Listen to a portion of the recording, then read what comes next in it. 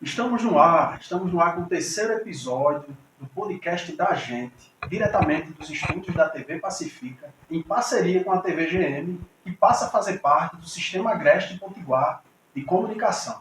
Aqui do meu lado está Bruno Santos, esse jovem aqui que tem uma história aí acadêmica de sucesso. Daqui a pouco a gente vai bater um papo aqui com ele, mas antes eu gostaria de apresentar aqui as empresas parceiras que fazem parte aqui do nosso projeto e abraçaram de antemão todo esse projeto inovador que está chegando aqui em Pacifica, né? Meu pacotinho de amor, da empresária Jordânia Vidal. Você aí que está procurando look para o seu filho, para sua filha, não deixe de passar e visitar Meu Pacotinho de Amor. Adriele Doces, você também que pretende fazer sua confraternização de fim de ano, pretende aí encomendar tortas, bolos, salgados. Vou deixar na descrição desse vídeo o endereço aqui para você contactar a Adriele Doces. E por último, JK Story, que também você aí que está pretendendo, você mulher, né, que quer um look bacana aí para curtir as festas de fim de ano, por exemplo, não deixe de visitar a JK Story. E agora, a gente vai dar as boas-vindas a mais uma empresa parceira, né, Getosp Solar. A Getosp Solar está com a gente também, uma empresa de energia solar, que mais cresce aqui no Agreste Potiguar. Está com a gente, o grande empresário aí, Emanuel. Seja bem-vindo, vamos lá.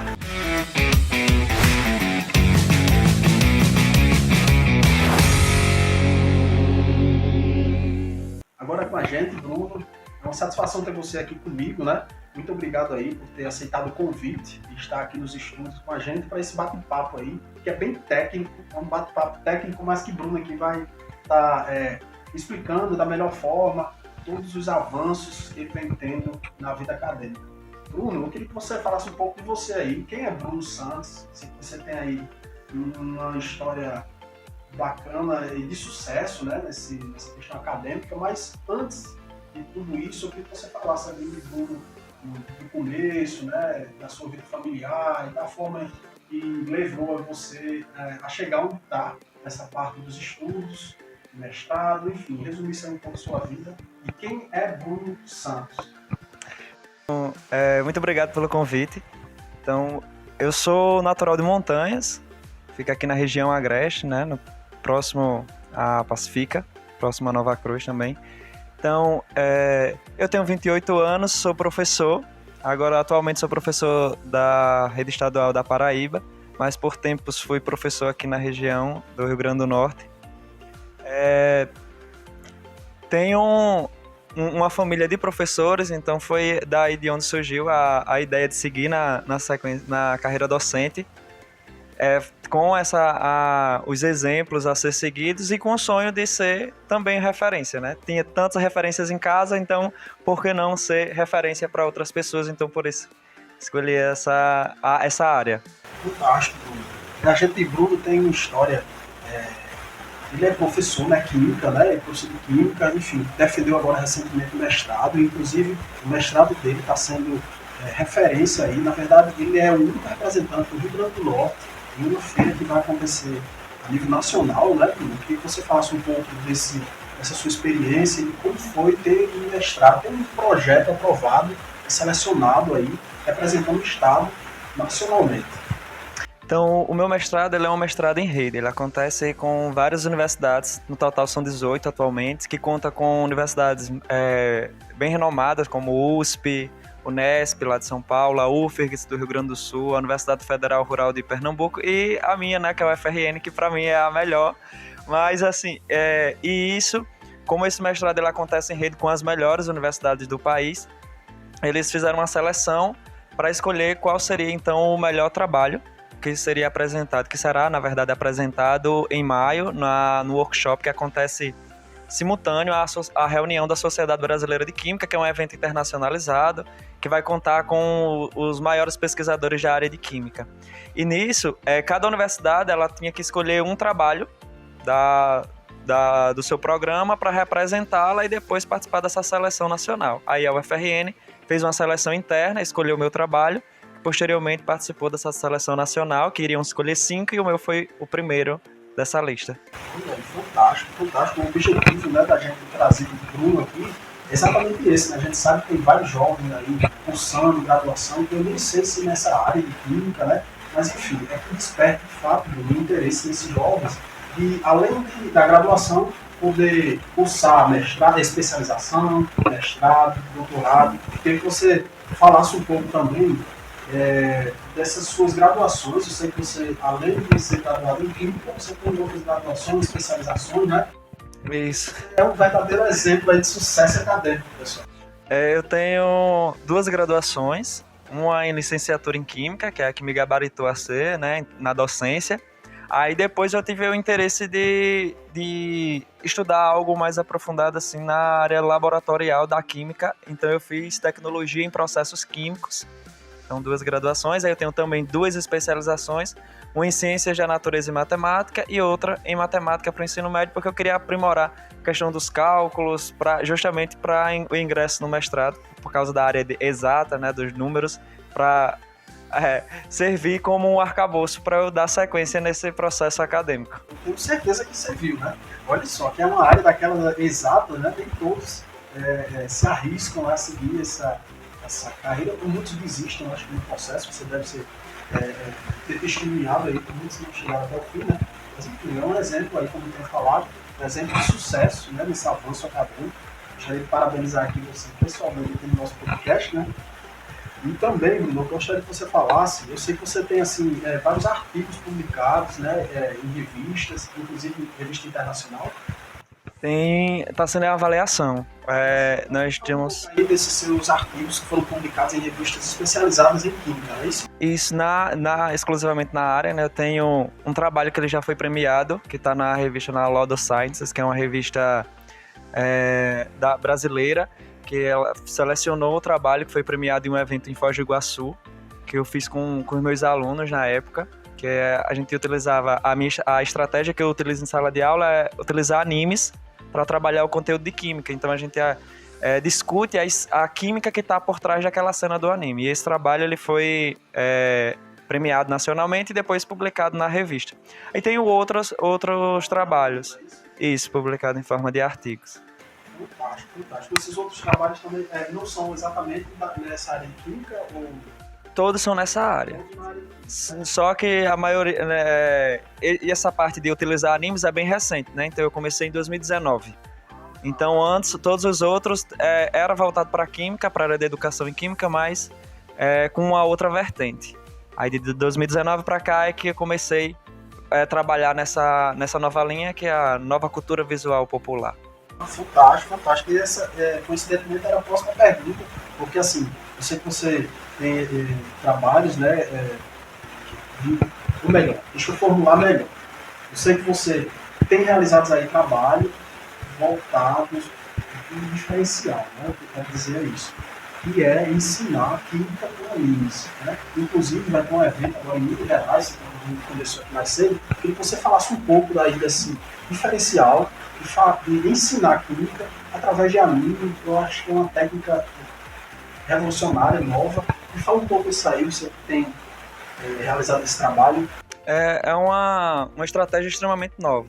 Como eu disse, né, ela a partir de 2019, se a gente fizer pesquisas em revistas, é que a gente só vai encontrar 4 trabalhos com essa vertente. É um meu e 3 de outros autores, mas que nenhum desses 3 que diferem do meu, eles seguem a estratégia que eu utilizo, a metodologia que eu utilizo, nem o arcabouço teórico que eu utilizo. Em congresso a gente tem outros, mas são resumos de trabalhos, aplicações em sala, mas em revista só tem 4 até o momento, né? E um deles é o meu. E temos agora 2 revistas que estão avaliando outros trabalhos que eu produzi com meu orientador no mestrado para essa publicação. E em março eu vou para Uberlândia para o maior encontro de pesquisadores dessa área, que é o ENEC, acontece no início de março. Eu estarei indo justamente apresentar um trabalho nesse mesma linha, né, de utilização de animes. Como que você está ali no dia a dia, né, na sala de aula, como que os alunos reagem, respondem a essa forma de ensino? É porque é algo totalmente novo, né? Então chega assim, eles despertam muita curiosidade para tentar descobrir algo que eles não imaginavam. Porque anime é corriqueiro nessa nova geração, né? Tem uma geração digital Então, a maioria dos alunos, eles assistem animes. Pode ser que não assistam o que eu assisto, o que eu tô levando pra sala. Já tá por dentro da... Mas eles já estão inseridos naquela cultura, já sabem mais ou menos como é que funciona toda a linguagem. Então fica bem mais fácil de trabalhar, porque vai atrair, vai motivar, vai fazer com que eles tenham um desenvolvimento das habilidades atitudinais, de percepção, tentar identificar algum elemento científico que está ali naquela série, que antes eles assistiam só por assistir. E aí passa a assistir com um novo olhar, de curiosidade, né? Já voltado para essa questão do aprendizado de química, né? Isso, assim, fica até meio que engraçado, porque depois eles começam a trazer outros animes, tipo Dragon Ball Z. Professor, o que acontece aqui? Que tem química, que tem física ou biologia, porque a gente tenta destrinchar tudo que está acontecendo lá no anime. Fantástico, né? Essa nova geração com certeza aí vai estar aprendendo, né, de uma nova forma, e com certeza vai marcar aí esse momento, a vida desse jovem, né? Bruno também é professor, né? Inclusive foi professor aqui na escola em Pacifica, né? Para quem não sabe, esse projeto é desenvolvido aqui em Pacifica, esse podcast. Então, Bruno, você é professor aqui em Pacifica, professor em Nova Cruz, também, ó, na escola de lá. E que você falasse aí dessa sua vida lecionando nessas escolas e onde você está atualmente. Sim, eu comecei a lecionar logo no segundo ano da minha graduação. Eu fui bolsista na universidade, então no segundo ano eu já estava indo para a escola lá em Natal dar aula. Quando eu terminei a graduação, eu comecei a dar aula numa escola em Parnamirim. Aí de Parnamirim, teve um convite, eu vim para Pacifica e fiquei em Parnamirim e Pacifica. Aí depois eu recebi um novo convite para ir para a escola Nova Cruz, que é a Colégio Nossa Senhora do Carmo, bem renomada assim na região. Aí eu saí daqui de Pacifica, saí de Parnamirim e fiquei só lá no Nossa Senhora do Carmo por 5 anos. Aí lá eu vinha desenvolvendo um trabalho que já estava sendo reconhecido nacionalmente, com prêmios. Recentemente nós tivemos 2 alunos com menção honrosa na Olimpíada Nacional de Ciências, ano passado. Esse ano mais uma aluna teve essa menção honrosa. Tivemos uma aluna com o 2º lugar no Nordeste, no concurso nacional de redação em Química, que foi promovido pela Sociedade Brasileira de Química. E antes de eu sair, porque eu fui selecionado no concurso da Paraíba, nós tivemos 4 alunos medalhados na Olimpíada de Astronomia, que todo esse processo lá na escola era coordenado por mim. Aí, atualmente, eu estou na escola na cidade de Caraúbas, que fica no sertão do Cariri. Um sucesso, um verdadeiro sucesso, né? A gente tinha conversado mais cedo que você tem uma curiosidade, né? Que você, química, geralmente, não é todo mundo que se interessa, né? E, lógico, tem crianças, tem jovens que têm menor interesse. Você tem conversado aqui comigo que despertou interesse, né? Uma aluna sua não gostava de química, enfim, você foi quem de fato fez com que ela mudasse de ideia e hoje ela está cursando química. Fala um pouco disso aí. O caso dela é um caso que eu uso sempre, porque eu uso como motivador para os outros alunos. Porque quando eu cheguei na escola, ela era aluna do Nossa Senhora do Carmo, e no meu primeiro ano ela dizia: Aleph, porque meu primeiro nome é Aleph, né? Aleph Bruno. Aí ela fazia: Aleph, eu adoro o Senhor, mas eu tenho ódio de química. Aí eu dizia: não diga isso, não faça, não, você vai perceber como a química é legal. Aí foi galgando, né? 2º ano, ela já foi dizendo que já estava entendendo um pouco mais, 3º ano. Quando chegou o pré-vestibular, que ela fez o Enem, aí ela, quando foi colocar a nota, ela me mandou uma mensagem: professor, eu vou fazer química por sua causa. Aí eu disse: não faça química por minha causa, não, faça química porque você quer. Aí ela fez: não, é porque agora eu tô gostando muito de química e vou fazer química. O nome dela é Kellyanne. Aí, hoje ela é sucesso lá na UFPB, faz parte do grupo de química da universidade lá. Sempre tá me mostrando as conquistas que ela tá conseguindo. E ficou assim, era o que eu mais queria, né? Eu tinha tantos exemplos para chegar para ser professor, e eu queria muito ser um exemplo para alguém como docente e estimular que alguém seguisse na área. E ela quer ser professora também de química, né? Então é um exemplo assim, que eu uso sempre com meus alunos. Fantástico. Então conseguiu aí mais um grande feito aí da sua carreira. É tão bom ter esse retorno, né? Esse sentimento, né? De ter contribuído ali para uma pessoa ter mudado a sua mentalidade e passar a gostar de uma coisa que inicialmente odiava, né? E falando mais nessa questão, né, de odiar, de gostar, eu acho que você também tem momentos de lazer, né, Bruno? A gente vê que, por mais que você tenha todo esse sucesso, você equilibra tudo isso uma atividade física. Pelo jeito você adora correr. Na verdade, eu não gosto de ficar parado, então eu pratico todos os esportes possíveis. Então eu Você é sou. um grande. Eu nem sei quanto que você já correu, a maior ali, enfim, a quantidade maior de quilômetros, mas a gente vê que você conseguiu e equilibra aí a balança, que é importante também, né, pessoal?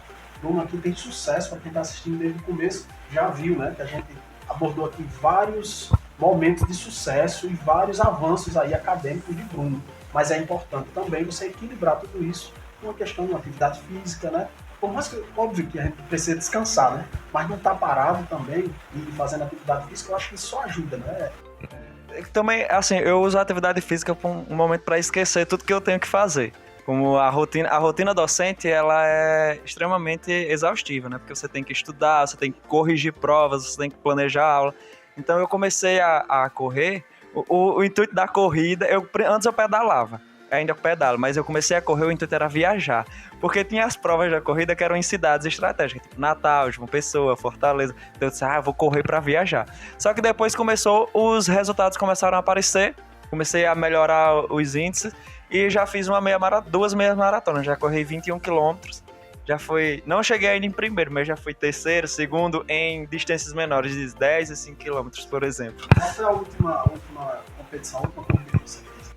A última foi domingo passado, que eu corri de manhã em Guarabira, que eu fui o segundo colocado da categoria, e à tarde eu corri em Solânia. Aí lá em Solânia eu fui o oitavo, já estava exausto, tinha feito 2 provas no mesmo dia.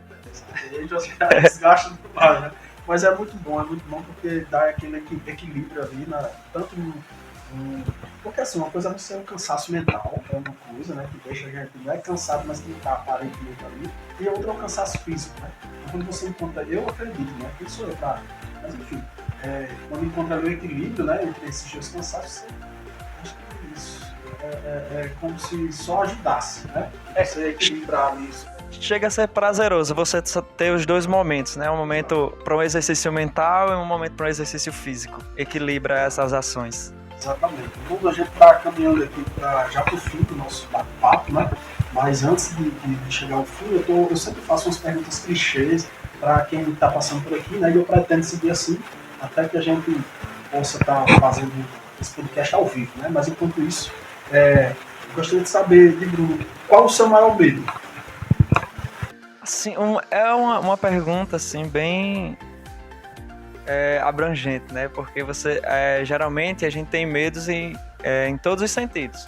A gente tem um medo profissional, a gente tem um medo pessoal, familiar, tudo, que são as percas. Tenho muito medo de perder os meus entes queridos, assim, que estão próximos. E também, assim, no meio profissional, eu tenho um medo de não conseguir chegar lá naquele aluno da forma que eu queria, né? Despertar naquele aluno o aprendizado, porque o maior objetivo do professor é fazer com que o aluno aprenda. E muitas vezes a gente encontra N dificuldades, não só na questão do processo de aprendizagem do aluno, mas também tudo aquilo que está por trás dele, que muitas vezes o professor ele não conhece. Então, não conseguir chegar naquele aluno é um medo docente, é um medo profissional, né? Que cada um da área tem, acredito eu.